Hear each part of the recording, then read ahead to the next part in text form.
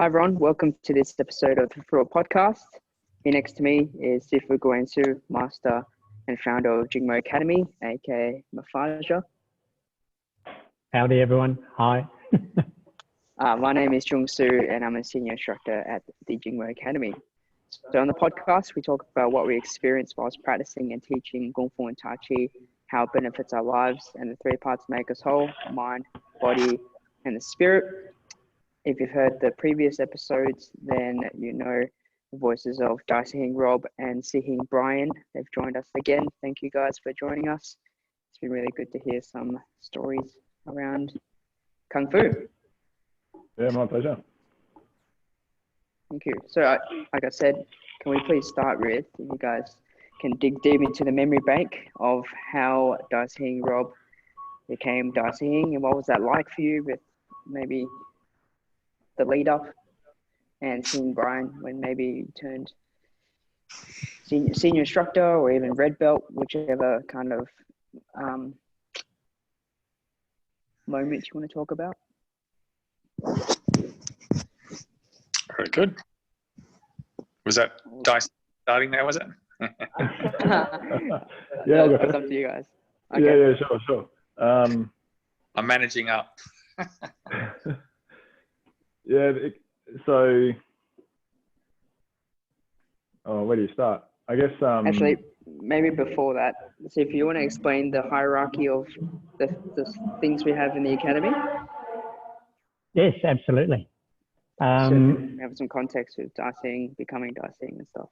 Yes, so traditionally in martial arts learning, there is what is a regular student and then a disciple or an indoor student. And specifically, we say Yapsat Daiji. Yapsat means inside or internal. Daiji is a disciple. And a Jokka Daiji is when a person is just learning their skills and their craft without having the commitment of being a lineage holder or a person who is going to uphold and promote the art in which they practice. So we first started the ceremony back in 1990 when I became a Yapsat Daiji, and there was myself, Sean Sito and Richard Sang, and the three of us formed the very first part of the Yapsat. And then thereafter, there are senior instructors who were both invited and or requested is probably the word, to become a disciple, a Yapsat Daiji of Jing. And when we become a Yapsat, then it's our function is kind of like a council, a school council. So it's like the board in a corporate or business world, where the well-being and the forward motion of the art and the academy is discussed. So that's what the Yapsat is. And when we follow the titles, similar to a family tree. So Sifu translates as father of learning, Simo is mother of learning, Sihing is brother, Sije is sister, and then you have Dai Sihing, which is the eldest, and Dai Sije, which is the eldest. And then, of course, if the Sifu and the Simo have brothers and sisters at their level, then they become Sisuk and Siku, which is all part of the family tree. So that's how it all happened. And yeah, is that enough context for you? I think so. Yeah, and take it away, Dustin. Yeah, well, so there was so I guess I was functioning as a senior instructor for a long time before I was part of the Yapsat. So I think I started in 2000, graduated to red belt in 2004, first degree 2006, second degree 2008, and training instructor started in green belt, and then 4 years after that, I became a senior instructor, or 4 and a bit. So, and I was working full time there from end of 2003. So I'd actually been, and then I think officially Dicey Hing and chief instructor from 2008. I'm pretty sure. I'd have to get the certificate out. I can't remember exactly what year, but I think it was probably around second degree, I'd say. So I was actually full-time instructor, senior instructor for quite a period before actually becoming Dicey Hing, I guess, or taking on the role of Dicey Hing. There was a few others that were with me at the time. So there was Hing Tim. He came through and took on a role as part of the upset, and I think Steve Robinson and Sing Errol, I think, were there as well. And we all participated in the ceremony to take on those roles and function in a way that would I guess, discuss the future of the academy and keep it moving in the direction that everyone agreed to be the best way forward for the art and the students. And yeah, it was quite a big deal for me. It still is, and I take it very seriously.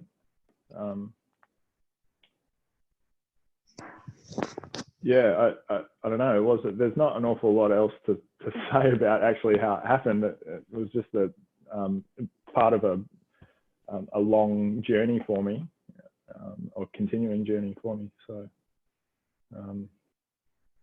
yeah, I mean, it doesn't function as a grading or like a grading that current students would recognise. It's, I suppose, correct me if I'm wrong, Super, but it's an honorary thing more than a skills-based thing in a way.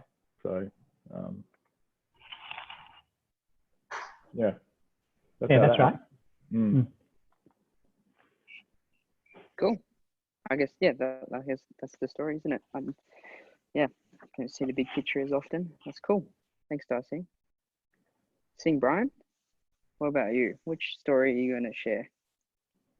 I don't know. I've probably covered off on a little bit of it before, but really my journey obviously started in early, probably April, May '96 with the first class. I think I mentioned the first podcaster was scrolling through the yellow pages, looking at martial arts schools, and came to the Malcolm Sue Kung Fu School advertisement and gave a call. And I can't remember if it was Sing Mark or Sing Rory that answered the phone, but really friendly and attracted me to go in and do a trial. I think at the time it was a sort of free class. It was a free class for a free week of training. So did that and sort of was hooked ever since.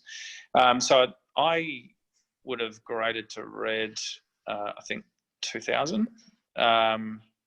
And I think it was about the same time I started trainee. I don't think I started trainee earlier than that. So I think I was red and then I started trainee. Yeah.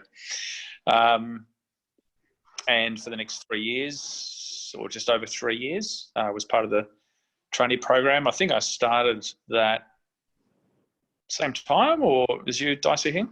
Yeah, I reckon it was in the same week. I reckon it was that close. Yeah. Same time. There was, and there, names escape me, but there was only about sort of 5 or 6 of us maybe at the time that were doing. So through the trainee, then I think first degree, second degree in the space of probably the following 4 or 5 years, and then when the school moved to Jollymont, I think I just stopped my trainee and didn't continue on to my last year around that point, around the Jollymont move. Trained at Jollymont for a period of time, maybe it was a year, and then obviously left. It's my family, my children upbringing, and then about 2.5 years ago, somewhere there maybe. Started back at training, in a position to do so.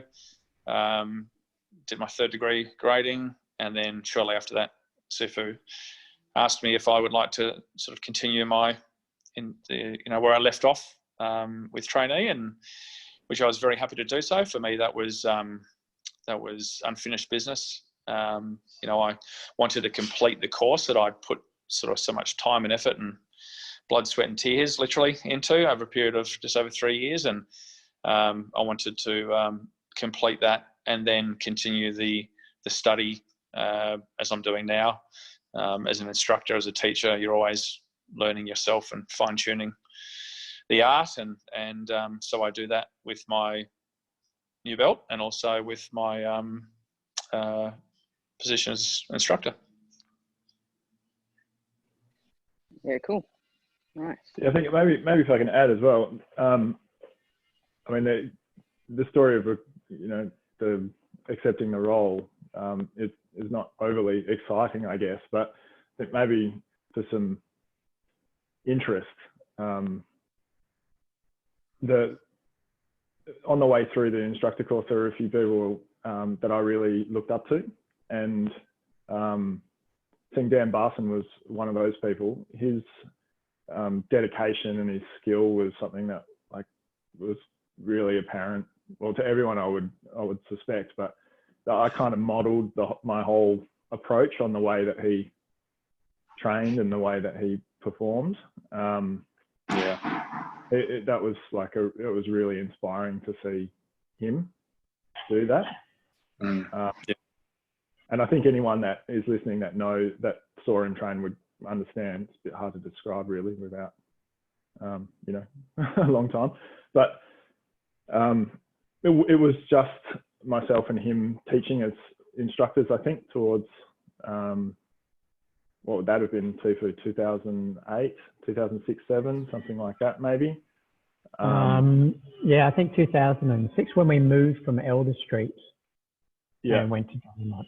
Yeah, so there was a period of time there where, we were obviously working together in Elder Street as well, but I think Sing Dan left somewhere around that time, 2006, 2007, something like that. And it was just me and him, so we were kind of the full-time instructors there at the time. And maybe personally there's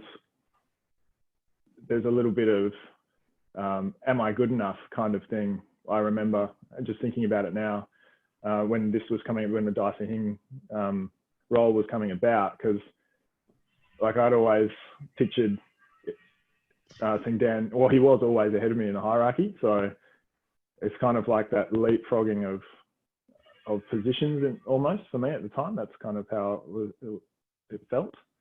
So initially it didn't sit comfortably straight away, because I'd always pictured him in front and kind of looking to him for, that kind of elder,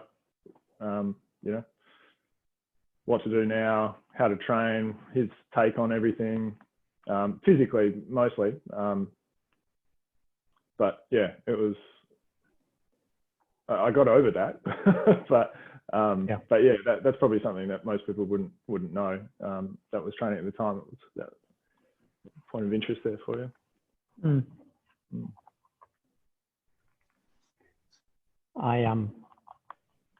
I have an image here to share with you guys, and there it is. That was the day. Do you remember the day? Yeah. When Jing Academy was born and Malcolm Sue Kung Fu School is being painted out. You can actually see it on the right there. The Fu School still there. And it was malcolmsue.com.au was in that freshly painted yellow bit. Yep. And there it is, Jingmo Academy, Healing Through Kung Fu, jingmo.com.au. Yeah, wow. That was the day the sign went up. So there's a big budget rent-a-car sign up there now, right? Or is it? It's like an electronic sign that Yeah. for those people that think. have trouble picturing where that is. That's right against the freeway there. Yeah. And there's And an there's electronic also sign. less sky there now. If you're looking there straight on. Oh yeah, of course. So many high rises there now. Yeah. Wow. Was that sorry, So- Steve? Sorry, did Yeah. Steve, did you say Yi Si Hing Tim? Was he at the same time as Dai Si Hing Rob as becoming part of Upset DG? Yes, at the same ceremony, was it? Yeah, I think so. Yeah, same ceremony. And that was all at Jollymont. And seeing Nick Errol and seeing Steve Robinson, it was all on the same day. So that would have been, I don't have the dates either, but it was probably around after 2010, maybe 11, 12, sometime there, was that? Or in 2009? No, it must have been earlier, 2008. I was back at uni at 2010, so I'm pretty sure it must have been close to my second degree. I'm sure of it. So yeah. I think maybe 2008. Yeah. Okay. Cool. We should start recording these on our website, and then that way, once someone comes up with discipleship, it's up there forever. It can't be forgotten. Cool. Thanks for sharing, guys. That was cool. I think if you found some old photos again on this hard drive, do you want to just segue to that and come back to some more serious matters if we need? Yeah, I'll show you this one.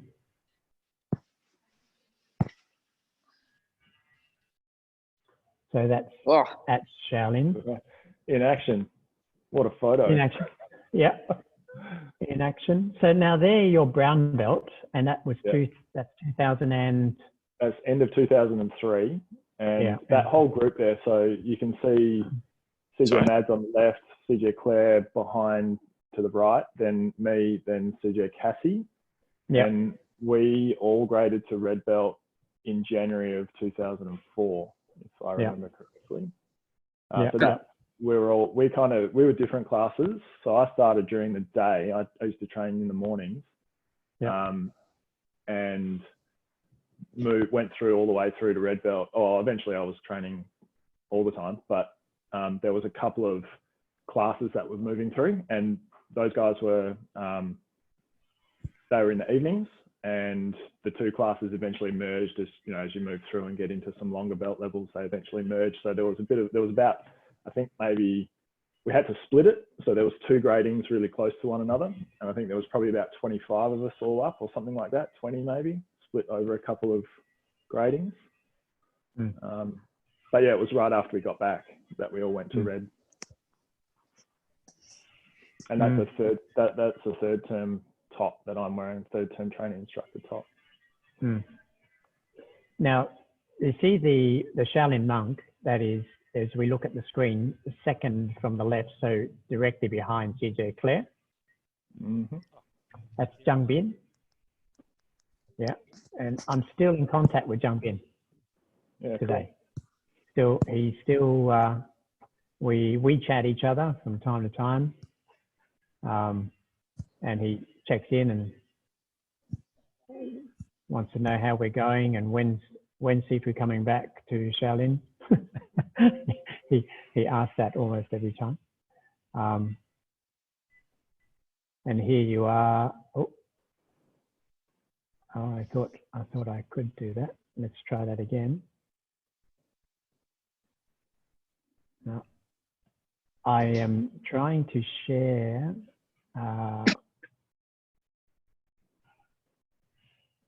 the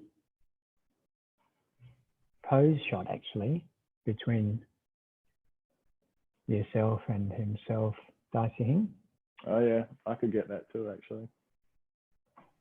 If you can't get it up, I should be able to find it. This one? Oh, Can yeah. you see that? Yeah. Yeah. Yeah, that's Jhung. He's now the head coach for what we would call the A team. I think they call it the professional team, or can't remember what the term was, but the one that travels around the world performing. So he's the head instructor for that crew now. And I think there was one of him and CJ as well.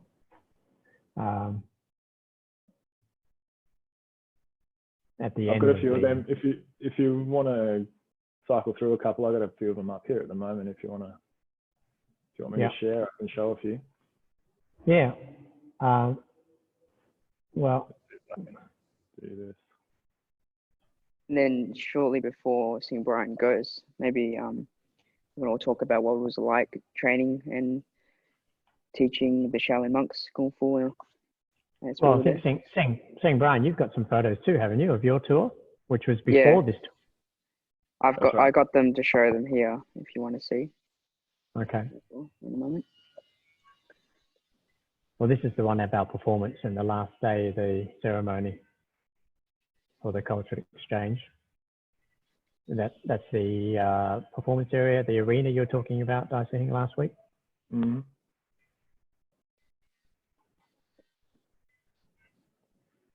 All right, so Seeing Tang, you want to show those, or seeing Brian's, and then he can comment.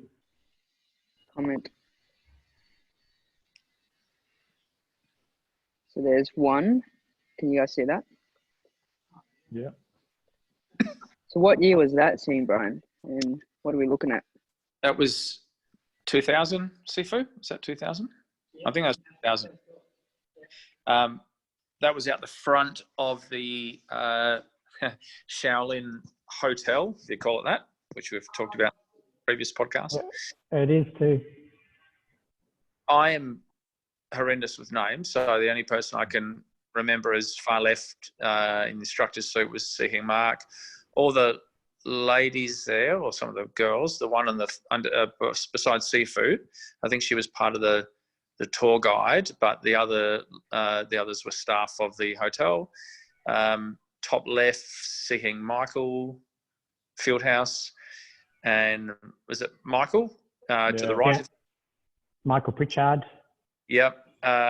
Just to your left, Sifu, Seeking Jim Redford. Jim. Seeing Jim. Jimmy Redford.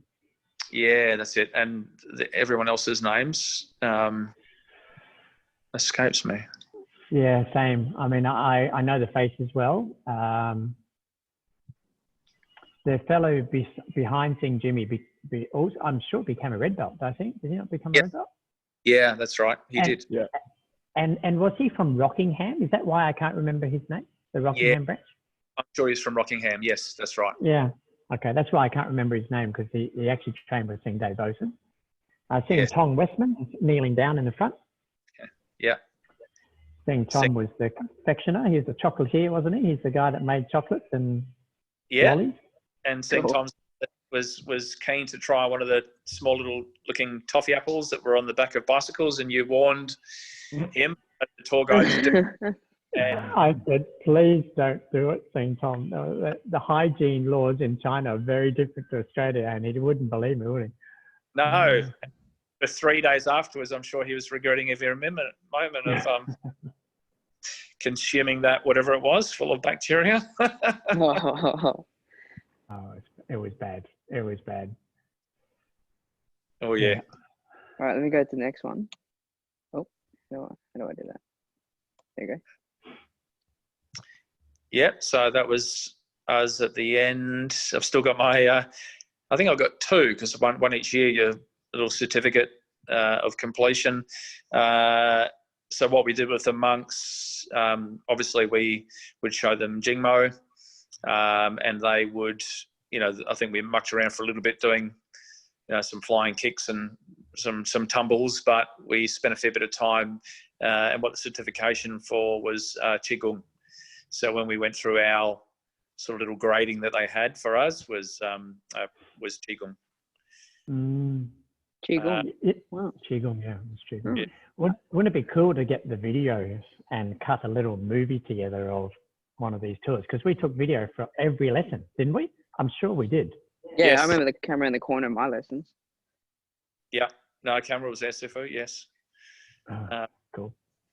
One thing I remember with and as you look at the Shaolin, or very young boys, but when it came to, I think they really enjoyed learning what we showed them with Jingmo. I think they were quite surprised when it came to Jhung and any Garciao, because they were surprised that probably the conditioning that we had at the time was different to the type of conditioning they were used to.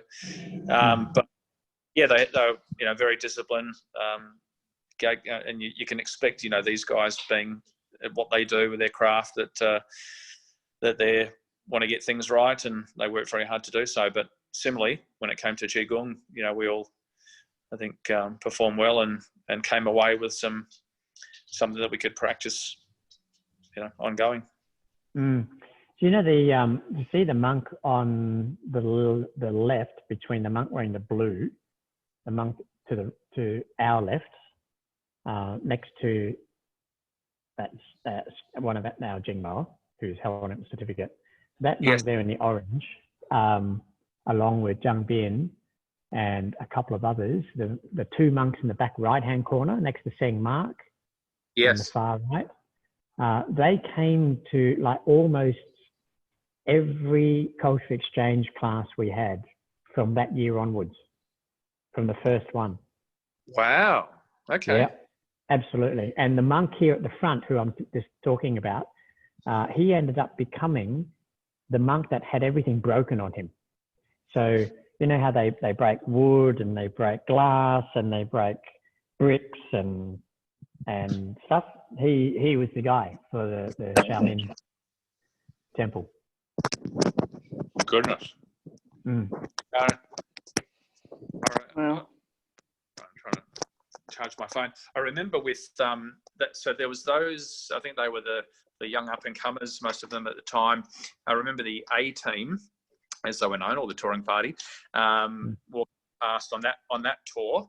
It was always bitterly cold because it was winter, and walking past and seeing all of the A team with their standing in a line with one leg out at a 45-degree angle, and a senior instructor walking past with a bamboo and smacking their shins. And I think it was in recalling that it was maybe a lack in concentration or mucking around when they were supposed to be concentrating on. Yeah. Those two monks in the very back right corner became senior instructors. They became senior instructors at the temple. Wow. Mm. The other thing I remember around the Shaolin Temple, I believe it's changed now, but we did have there was a lot of schools, everyone, wanting to be Shaolin or wanting to be the next Jet Li, and you would see hundreds and hundreds of kids doing the same drill, even up, on big square blocks, even built into the mountain space. But I remember one morning, waking up, and it was 4:30 in the morning, pitch black, absolutely freezing, such that I had, and I remember this clearly, seven blankets that I got from the hotel room.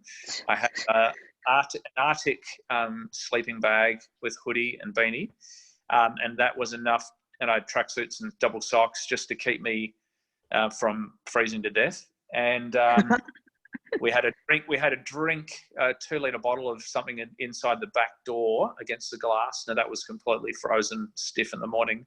But at 4:30, you could hear these kids running up and down the back, because the back of the Shaolin was all the mountainous space, running up and down in the morning with their, wilted tracksuits and probably shoes with holes in them. It was just amazing, the conditioning and resilience of kids that were so young at the time. Yeah, absolutely. I remember that time very clearly because I shared a room at the Shaolin Hotel with Seeing Michael Fieldhouse, and we were woken up one of those 4:30 mornings by the shouting. There was ha ha and they had this rhythm. And I remember we both sort of looked at each other and turned the bed light on and said, what is that sound? And we both got up and we pulled the curtain because we stayed at the very last room. Do you remember the last rooms at the end of the corridor? Yes. And they had chained up the door so you couldn't get out that way. You could only go in and out through one entrance. We had the last room on that first tour, and we pulled the curtains open, and it was pitch black because it was winter, and it snowed. Remember, it had snowed when we were there overnight. Yes. That 4:30, the Shaolin monks, there was like 12 of them, were going through their routine in shin-height snow. So it was over their ankle, but it wasn't up to their knees. And seeing Michael and I could not believe it. Like 4:30 in the morning, we had to check our watches again. It was 4:30 in the morning, and they were training out on the snow. And they didn't do it for us. Like that was just their regular training. It wasn't something for the followers. That was incredible. Yeah. Absolutely. So this photo here, seeing Brian, there's the Mr. Jiao Hongbo. Mr. Jiao Hongbo back then was the deputy principal of the Shaolin school. He's now the principal of the Shaolin school. Wow. Okay. And there he is presenting the very first cultural exchange banner. And the gent to my left in the photo was our interpreter at the time. Yeah. His name was Wang. I think his name is Mr. Wang. Yeah, he was good. He was a nice guy. Oh, you and Sing Mark. That's us getting off the train in, is it Guangzhou, Sifu? Was that the place? No, Zhengzhou. Close to the Shaolin Temple. That's where the main rail stop station is. We all caught that train. Yes. The overnight train. That's right. Yeah.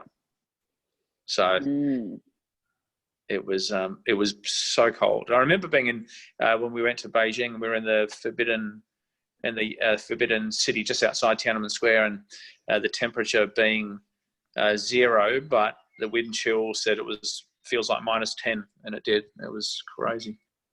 Up low on top of the one of the parts of the temple. Oh, sorry, Great Wall. Sorry, the Great Wall. Yep.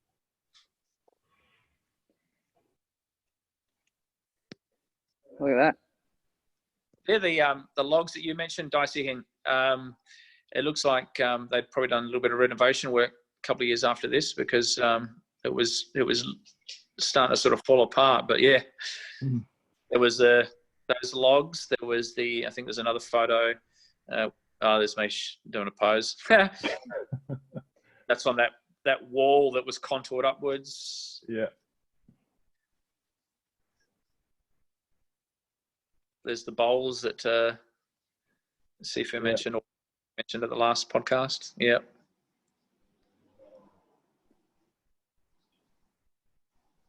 Yeah. Is that the Forbidden City? Tiananmen Square. Seeing Mark with his ninja hoodie on, back right, showing how cold it is. Yeah. You've got hair there, Sing Brian. I think it froze off on that trip, Sifu. That's where it all went. That's cool. That's all of them of Sing Brian. Sorry? Sorry, I was just saying that's all of them that you were sharing with me. Okay. Yeah. I've got a heap more, but what I'll do is next time I'll get them downloaded onto a USB so I can give them to you, and you can see what you want to keep. Cool.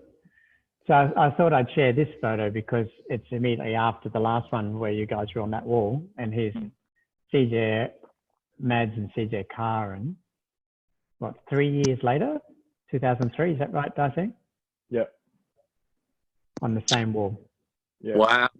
Was it the same? Oh. Different season, a little greener. Yeah, clearly. That's amazing. And see the Muay Thai Jhung, the poles, they put another set, see that behind CJ Karen's left leg? in the background. You can see the platform, Sifu, when we were there. That was a raised platform at some stage.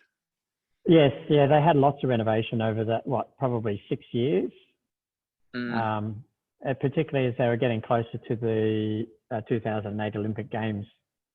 Lots of things changed at the Shaolin Temple. For example, when you first went, you're right, the whole precinct of Shaolin was very commercialized. There was big trucks that were rolling through the streets, cafes and eating areas, and lots of shops selling trinkets, Shaolin, so in inverted commas, genuine Shaolin ornaments. And I can't remember whether it was it your tour, Dai Hing, that none of that was there? Yeah, I was going to say it was. I remember I must have been talking with you about it on the approach to the entrance to the Shaolin Temple, saying that this was just loaded. Oh, actually, even was it the training center as well? Maybe. Anyway, the precinct, it was just loaded with the shops and everything, and it had all just been cleared out. There was still a heap of rubble around. I think when I was there, they hadn't finished, obviously, beautifying the place, but yeah, there was no vendors or anything there when we went through. Yeah. So soon after the announcement of, it was either the announcement that the precinct became a World Heritage Site, or that China was aiming to host the Olympic Games in 2008, one of the two. That whole area and many different tourist areas around China had got cleaned up. So all of those martial arts schools and all of those businesses got shipped out to Dongfeng, and Dongfeng is like 20 minutes down the road, a township that literally at the bottom of the hill. And the only two schools that were left. There was only the national school, or the school run by the Chinese government and connected to Shaolin Temple, was the school that we had our culture exchange with, the Shaolin Wushu Academy. And then the only other school that was left in the precinct was the original Kung Fu school that started there. And they stayed, and they were a very famous school. And many of the actors that came after Jet Li were actually students from that school. So they had quite a bit of pull. So they were able to stay, and they were the school that were right down the beginning of the street, pretty much, the street where the Shaolin Temple was. Yeah. So there's a lot of history. Sorry, Sifu, do you remember I'm sure it was that trip, I sort of referred to him as the rogue monk. Maybe it was one that was formerly associated with the Shaolin Temple, that took us in a minivan trip at night to a restaurant upstairs. And Yes, I do. Yes, he was a rogue monk, wasn't he? He was one of the professional monks who left the Shaolin. I don't know whether he graduated or he was asked to leave, or whatever the situation was, but he opened a new public school and wanted to have the culture exchange with us, and wanted us to move from the Shaolin Wushuguan to him, and then we would have an exchange program with him. But my agreement with Mr. Jiao was for 5 years, and we both signed that agreement in Perth, in Elder Street. I don't know whether you were there that day, Dai Hing, when he came to my office, and he met with myself and my dad and Mr. Jhung. Do you remember the editor of the Australian business newspaper, the Chinese Australian newspaper that it's printed here in Perth? And he acted as our intermediary and interpreter, I guess. So our agreement was for 5 years. So I wasn't going to go against that agreement until after we'd finished, and then we can see was it beneficial for both parties. And when we got to the end it was pretty clear that it was going well. So we rolled the agreement over, and we celebrated our 10th anniversary, 10th trip in 2009. Is that right? At the end of 2009. Yeah. That was every year for 10 years. And I think still today, I don't believe there's any other group that's had a culture exchange with the Shaolin Wushu Guan. Prolonged, like people go there once in a while, but we were there every year, right to 2010, and then every 2 years, right through till, well, we had 2 more trips, didn't we? 2012 and 2014, I think it was. 14, yeah. Yeah. So I know, Sing Brian, you have to go soon. Got 15 minutes. I thought it was 2:45, but it's 3, so I'm good for another 15. Cool. I guess for thinking outside the box, what brought the culture exchange, Sifu, Dad, and did Malcolm Su Kung Fu School, or prior to that, you learned Shaolin forms and taught those? Is that why that connection was there, to learn Shaolin forms, and we brought students back to, culture exchange or whatnot? But what was the main reason around the Shaolin Temple relationship? Well, for me, it is always, everything that I do, my motivation is to better the experience for all Jingmoers, for all members, and also to increase my learning in this industry.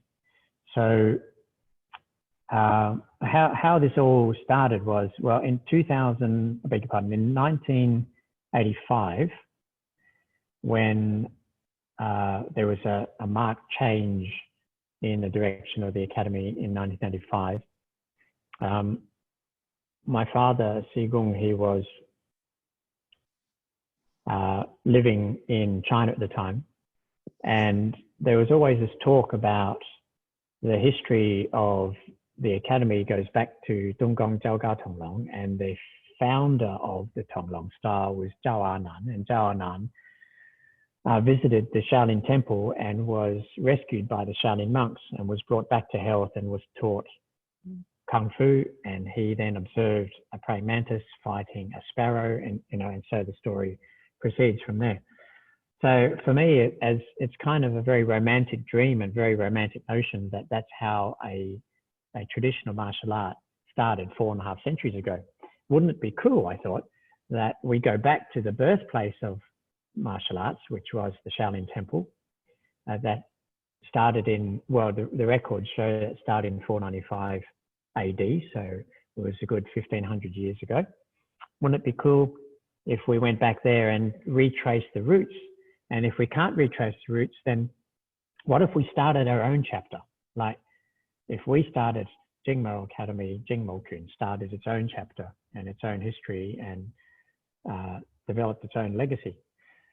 So whilst my father was living in China, the best thing is for someone who's resident to go and seek out the Shaolin Temple and see whether we could or not. So I asked him if he could do that. He did. Then we led the first tour to Shaolin Temple in '86. Mysterious year again, Darcy. And then we did so for the next 4 years. 3 years really. 86, 80. Well, there was 86 tour, 87 tour, 88 tour. 3 years. And then in '89 we came to Perth, and then the touring stopped until 1999 when we met the Shaolin monks again. They did the Shaolin Wheel of Life tour. Is that right? Was it called the Shaolin Wheel of Life? I think it was called Shaolin Wheel of Life. And so kind of just preceding that, in '86 we had a ceremony with the Shaolin Temple, and then for the next 3 years we went back to the Shaolin Temple to train with them, but not exchange. It was more like an acknowledgement that we're there, and they did demos and we did demos, and that was about it. But they noticed the uniforms. I think it was our uniforms that they recognized, well, they could remember. So in 1999, when they were here in Perth, they travelled up Elder Street. So this is the actual story. Two of the monks were part of the world tour, had obviously seen us previously at the Shaolin Temple in 86, 87, and 88, and went past Elder Street on the bus for the West Australian to do a photo interview with them up at Kings Park. So it makes perfect sense. The bus would go up Elder Street and turn right and go up and then turn left into Kings Park. And what they said to me was that they recognized the logo on the building, because we had the Fighting Power logo on the building, and they'd seen the same square logo on our uniforms when we were still Malcolm Su Kung Fu School then.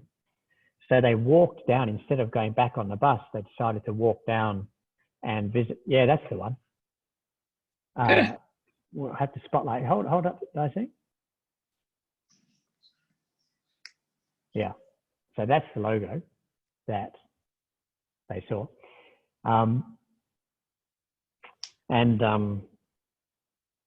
That's where the conversation started. And then later that night, wasn't it, Dicing? It was really quick. They came in. We had a broken conversation in Mandarin with them. And then they came back that night, and the demo team put on a demo that very night, didn't we? I wasn't there for that, Sifu. I've only heard that story. Oh, okay, cool. So that's Sing, Brian, were you there that night? I can't recall, Sifu. I don't know. It was instantaneous. Like we could only get the whoever was available for the demos that very night, and I think we made a few phone calls, and that was pretty much it. So that was in 99. So that would have been earlier, I think. I can't remember. If I find the photos, then you know, there's a photo of the ceremony and tile breaking and all that stuff. And anyway, so that week, Mr. Jiao, who was their chaperone, came and met, and then I requested for a culture exchange between us and them, and that's when we struck the agreement. And then the first trip was December 2000, so it was like a year later. But that's right. Was it November 2000, Sing, Brian? I think November, Sifu. I remember it. Yeah. November. Yeah. So that was the first tour. And so my motivation always is about growing our experience and having fun, really. So we did. And we learnt Wushu from them, or Qigong in your case, Sing, Brian, and then we taught them Jingmo, and the exchange just happened year after year after year. And I think they liked it. It seemed like they did. Yeah. Yeah, I thought it was pretty obvious they liked it. Yeah. Quite different to what they normally did, I think. I think it was cool to witness the times I went anyway, that how, you know, most of us didn't know how to speak Mandarin or communicate with them. We always had Jill or Henry kind of translating, but we all like connected through Kung Fu or Wushu. It was kind of cool how, you know, without any words spoken, we could all like, yeah, this is cool, and we could all train together. Yeah. And they didn't have body pads and hand pads. So here on your tour, Dicing, I think, and thereafter we had a bit of a tradition of leaving our training gear with them. Yeah. Cool. Nice. So I got a couple of things here just while you were talking. So this is, I don't know if you can see that one. This one is what Sing Brian was holding. This is the little training certificate that you get from the temple. Photo, individually numbered. What does that say? 62 or something? 62%. Pretty pretty harsh, debatable. Above average. I think it's out of. I'm pretty sure it's out of 63. So. Actually, it's out of 60. Out of 60, that's right. Yeah. And before, this is better. Before we went I guess it must have been August Moon. We did obviously all the demos, but then you announced the team going to China for what would have been the games, but obviously weren't at that time. But the team was awarded these medals, and on the back it was the Exceptional Achievement Award, which I think sounds better than a 62. But there you go. That's cool. And then I've got all my certificates here, so we can confirm some dates. Yes. I've got one that says Chief Instructor, 9th of August 2008. There you go. But I can't remember if Chief Instructor and Dicey Ging was separated or not. I think you know that's it. Yeah, it might have been it. Yeah. Senior Instructor, July 2005. Cool. Can you scan those Dicey Ging and give them to us so that Sing Sung can Yeah. podcast? That'd be cool. They're A3s. They're the big ones, these guys. So, yeah. So second degree 2008. So so it was a month after my second degree grading that we did that. That one. And we've got an old style one here as well, which probably all of yours seeing, Brian, would be like this, I'm sure. Is it the scroll? Yes. One of these guys. What's that one for? Blue belt. Oh, there you go. Distinction. That's better. Distinction. 2001. Do you have like a blue ribbon around that, does he? I did, yeah. I just took it off, so they've got the little. That's the purple one, I think. But I remember those. I remember those prior to gradings. They'd be all lined up in that tray. And now I know why I couldn't tell what the colours they were.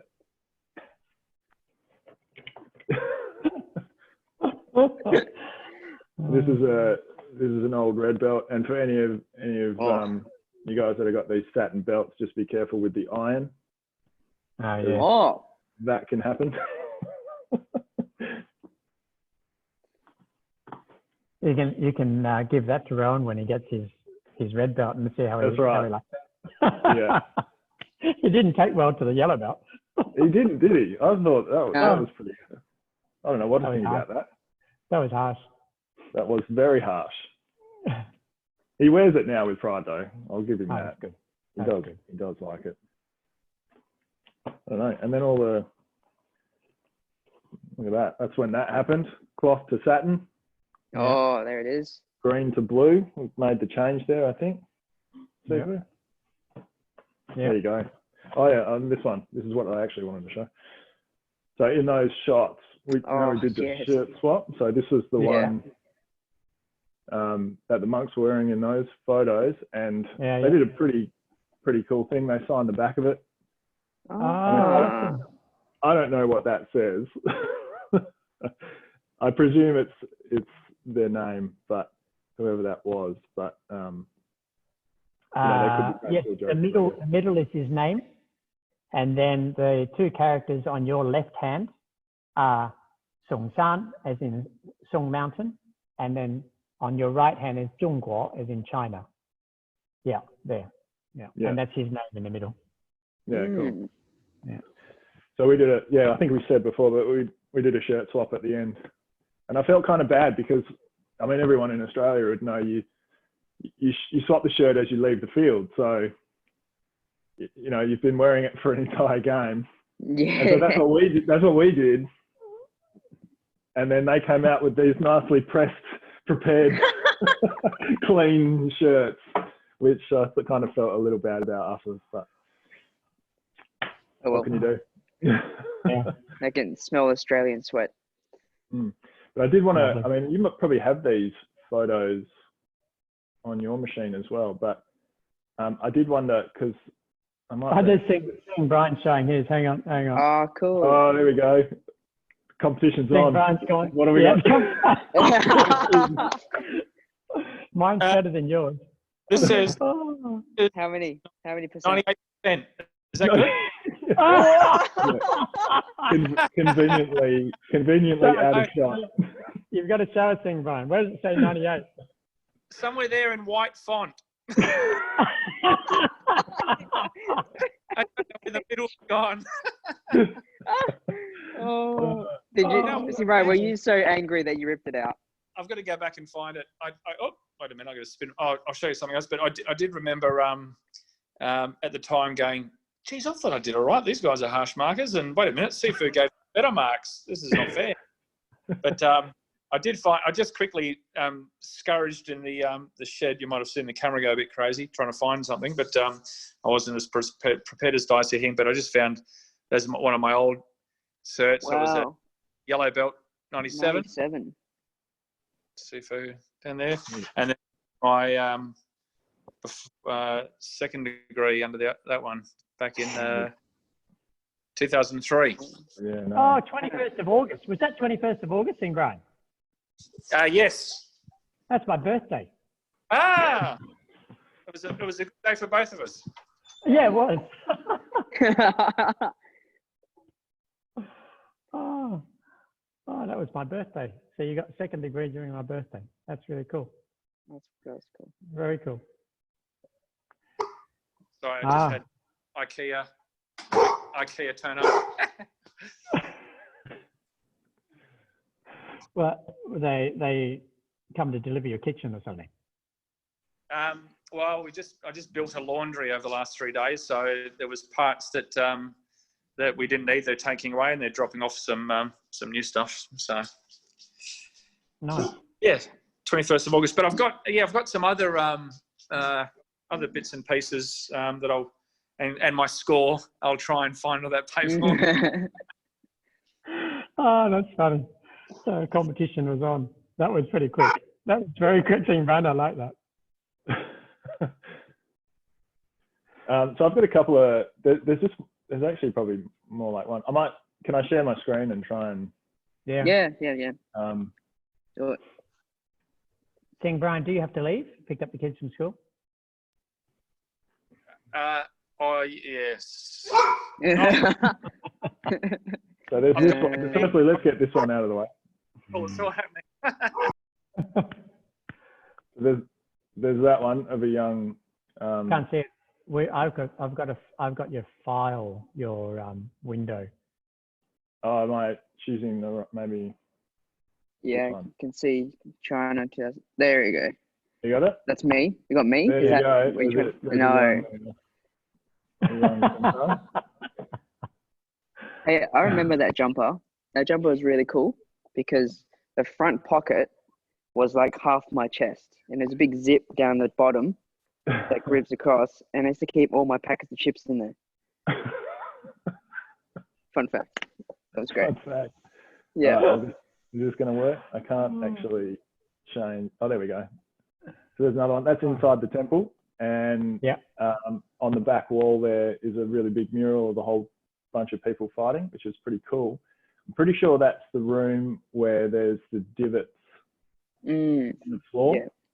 Yeah. So where everyone's kind of lined up doing their drills over thousands of years. So the story goes, the compaction underneath the pavers has resulted in these foot divots, which is pretty cool. It looks very uncomfortable to train in because obviously it's not even. So if you need to go and sit in that spot again, you're going to be kind of all, yeah. But that was kind of cool.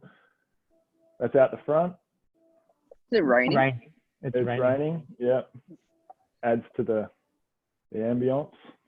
That's called old school, I think. Old school, yeah. Oh, this is more blurry than I thought it would be. But these are the two of the instructors, and I wondered if they were in those photos of seeing Brian. May have the fellow on the right with the shoulder showing. Yeah, I don't know. They just kind of look very familiar. So Yeah. Were you saying? Yeah. Do you mean all you Asians look the same? Is that what you mean? Well, you said that.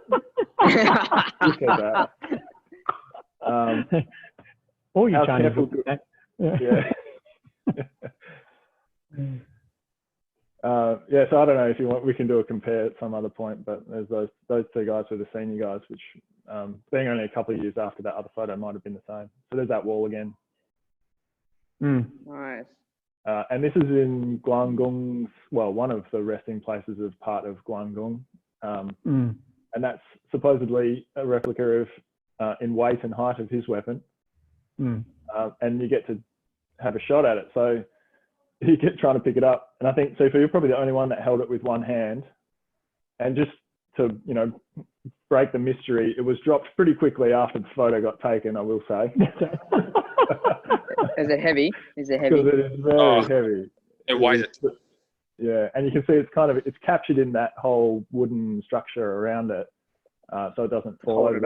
And you can see the broken tiles underneath it where everyone picks it up and then drops it, and it's smashed all the poses.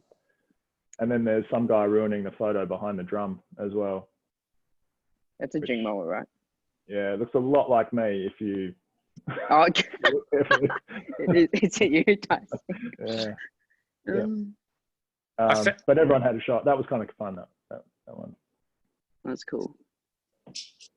Yeah, so that's it.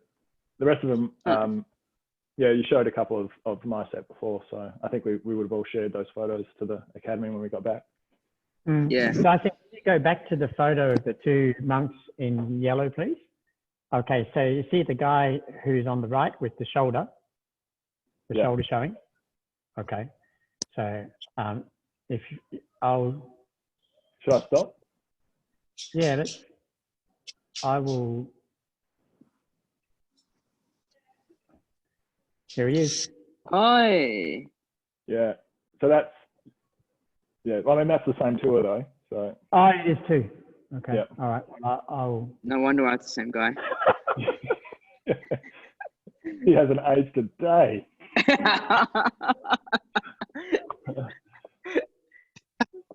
Oh, dear me. I'm funny sometimes, aren't I? Yeah. I thought that was from St. Brian's. No, it's not. I'm funny. That's great.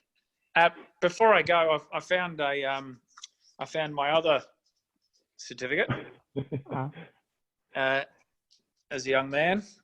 Mugshot. Mugshot looks like. Here we go. With all the. Now I tried to look for a scoring, but there's nothing there. Oh, I was pretty sure that said 3. And dissecting this here now, I don't know whether mysteriously, because whether I just, you know, there's no achievement. I failed to achieve.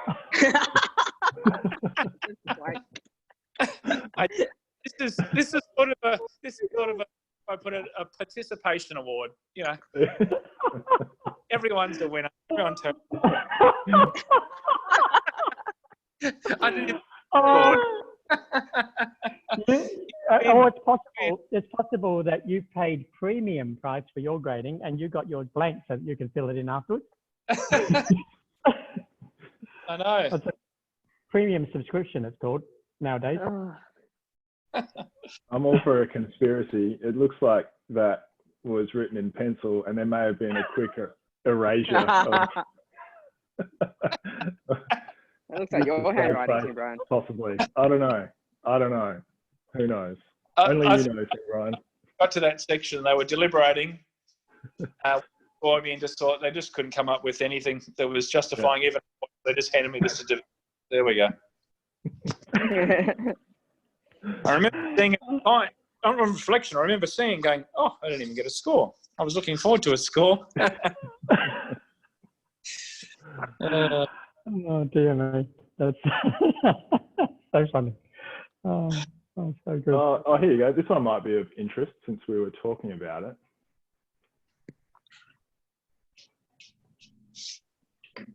Can you see that? Oh, that. Oh wow! Seeing Brian, do you remember where we played basketball? I was going to say that the stadium used to be. Yep, that's it. Oh. So if I remember this correctly, that's out the front of the training centre. That's right. It's the opposite the front. Yeah.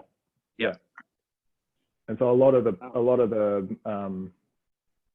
lead up to that would look like this because of that, the clearing out of all the stuff around it that we were talking about before. Yeah. Yeah. Wow. Good. Yeah.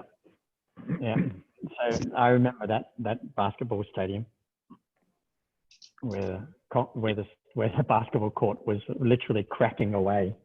Yeah. Running around, and there was like holes in the basketball court where the concrete had collapsed. Yeah. That's where we got our revenge and won, because they beat us comfortably the year before.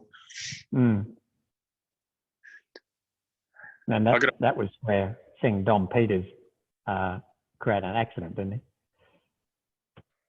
Yes. Where, yeah. Yes. Yeah.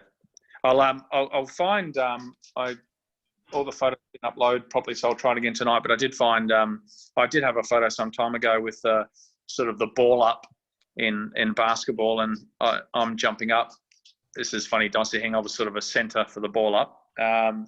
Those people are usually tall, but anyway. So I've jumped up for the ball, and the monk was much shorter than me, believe it or not. But when you look at when you look at the photo, our hands are on, I think at the same time, we're touching the ball at the same time, but his feet, how far off the ground they were, was crazy.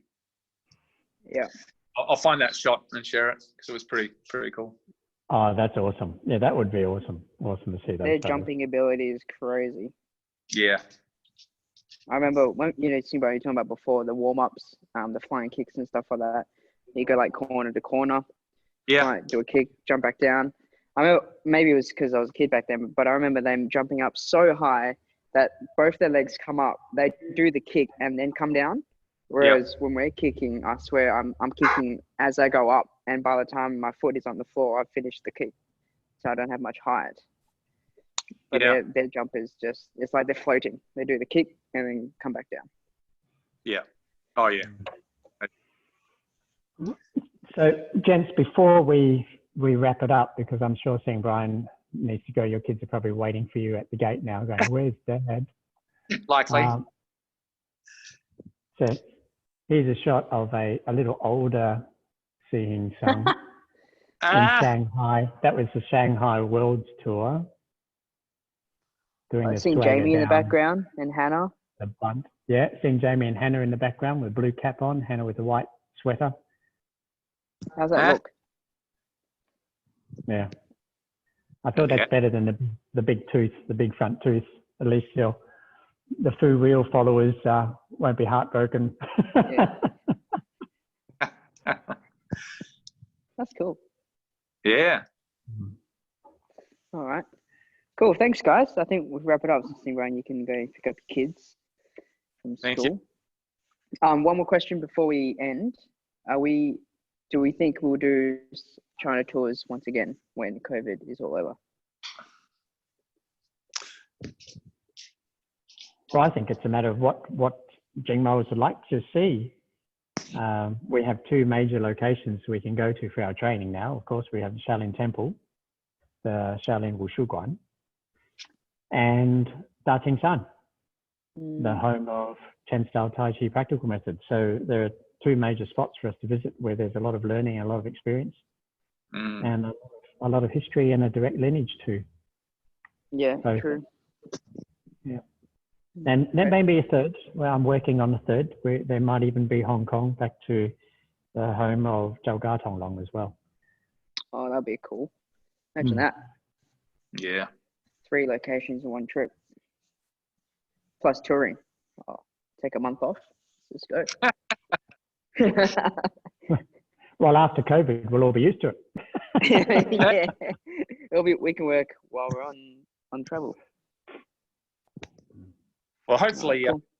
I mean, we've just sort of mainly talked about, because I don't know if, I think Dicey Hing's the same as me, sort of just went to sort of Shaolin and some touring around that space. But, you know, I hope people listening that haven't been to China and appreciate history of Kung Fu and history in general, you know, it's something that, you know, I said to my wife that, I'd love to, with her, take her to China and go through some of the historic sites and see the Summer Palace and Forbidden City and Shaolin, and just listen to some of the history when these places have been around for years, and just to experience the local life in China. I mean, from the big city of Beijing through to the the rural areas, and some of the basic existence that these people live out there near Shaolin on most simplistic forms of food. And I remember even just their table tennis. One of them had a big concrete broken slab on the ground, and bricks lined up for table tennis. The luxuries we have. So I think that just adds to the experience. And as we've been reflecting on these podcasts, you would see how much we've actually retained going back 19, 20 years ago, as if it wasn't that long. True. And I think too, as Sing Sang and I were reflecting, and Sam and I were talking about last night, how it's such a unique time that we're all experiencing right now, where it's the whole world is experiencing difficulty based around the same challenge, which is COVID-19. And I don't think we've experienced that before, where at least all the first world nations are feeling the same impact from COVID. And I saw, which is very different. It's like it's an even playing field from my take on it. And I saw a couple of photos posted from Daqingshan. Now, Daqingshan is already a very picturesque, very beautiful setting because it's up in the mountains and in rural China. But the first harvest of tea happened last week, and I couldn't believe how green and lush Daqingshan is. Like, it literally, seriously, it was shiny. It was shiny lush. And shiny, I think, because there's less pollution around, there's less movement, so there's less dust.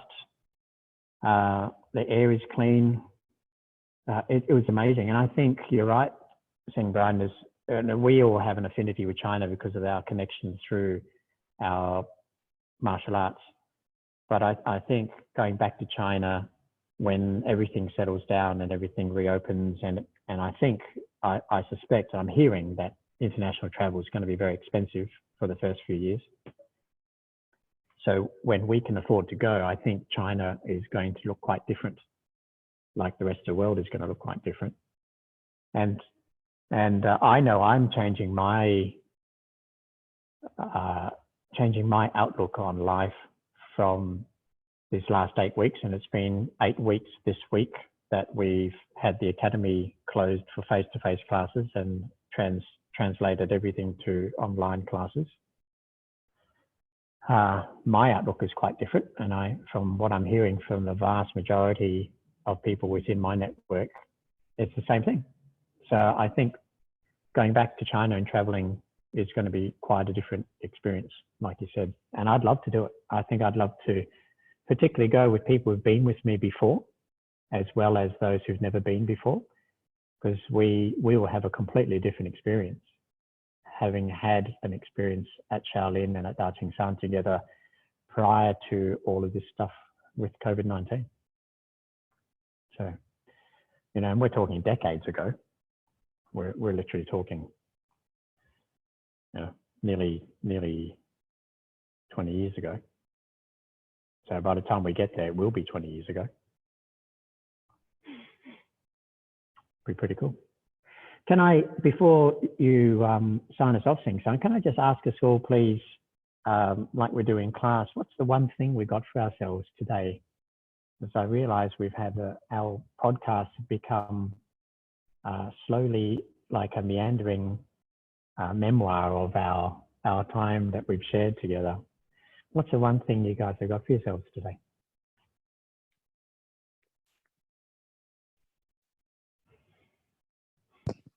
Sifu. It's nice to reflect and go down memory lane, and so there was a lot of, and just sort of hear the experiences of yourself, Sifu. I do recall over the years, hearing some of the conversation around, 85, 86 at the temple. And there was a photo, I remember seeing maybe some footage that you had of you and Sigong at the front of the temple doing Zhongs, and all the monks sitting around watching you. It's really interesting, I think, for people that haven't heard that story to listen to the podcast. But it's nice to sort of reflect upon that, and it's nice to sort of be on the podcast with the four of us that have shared so much together in that the period of the last 20 years. Thanks, Brian. Yeah, I agree. I could talk about this stuff all day, look through photos of this stuff all day. It's a shame I don't have any footage or photos of the instructor training and just the regular training and all the hours I've spent just doing that, because I'd watch that over and over again as well.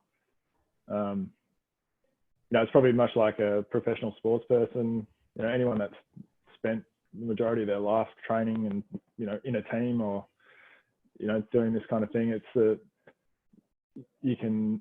I can remember so clearly these moments and the feelings and, physically how it felt when I was training on particular nights, and, things that stick in my mind, and that reliving that sort of stuff's really fun. It's really rewarding.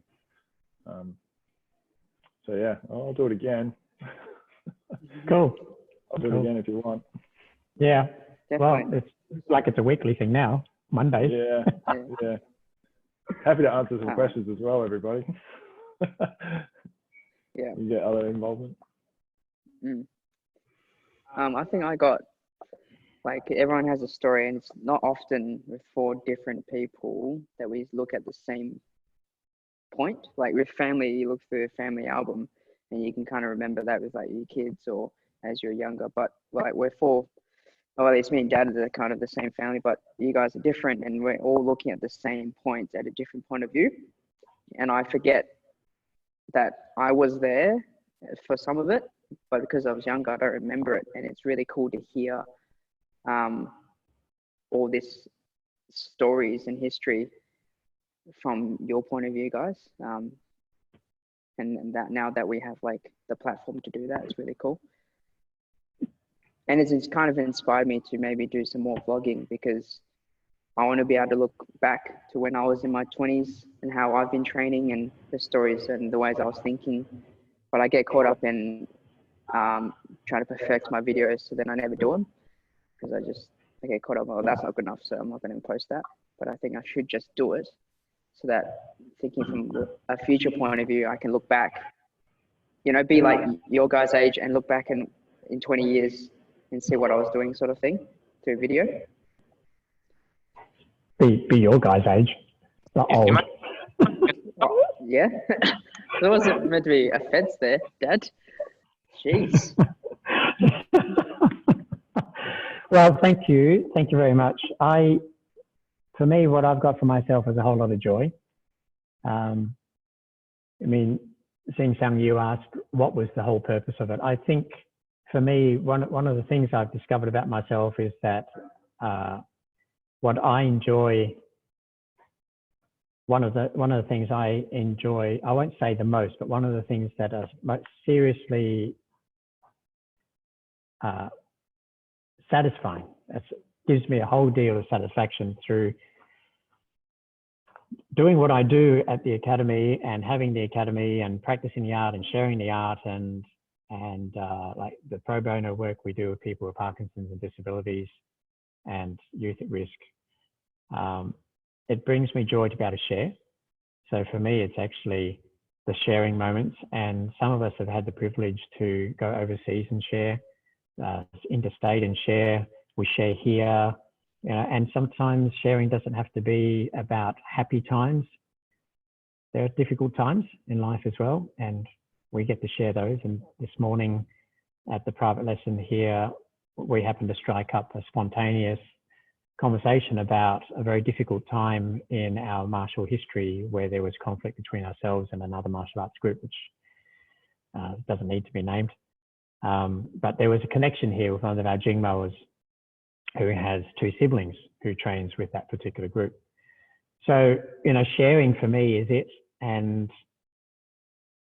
that's exactly what we do at the academy. We share, and whether it be in China on tour, or whether it be gradings, or whether it be in class, or whether it be good times or bad times, that's what we happen to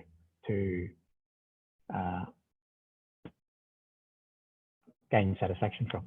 So I feel really satisfied. Thank you very much, gents, for sharing that with me. All right, very good. Thanks, guys. Now I'll wrap up the podcast. Thanks everyone to listening. And we're talking about a lot of photos that we're sharing on our screen. So if you want to check out exactly what we're looking at and reacting to, you can watch the full episode of the podcast on the FuReel YouTube channel as well. And like Daising said in his sharing, it'd be good to answer some questions from you guys if you have any for martial arts in general, or for us personally or whatnot. And if you're not a Jingmo, you can send the question to our email address, which is FuReel@jingmo.com.au. That's FUREEL at Jingmo, GINGMO.com.au. Cool. Thank you, guys. See you next time. Thank you. Bye. See you, Brian. See you, Daising. See you, Daising.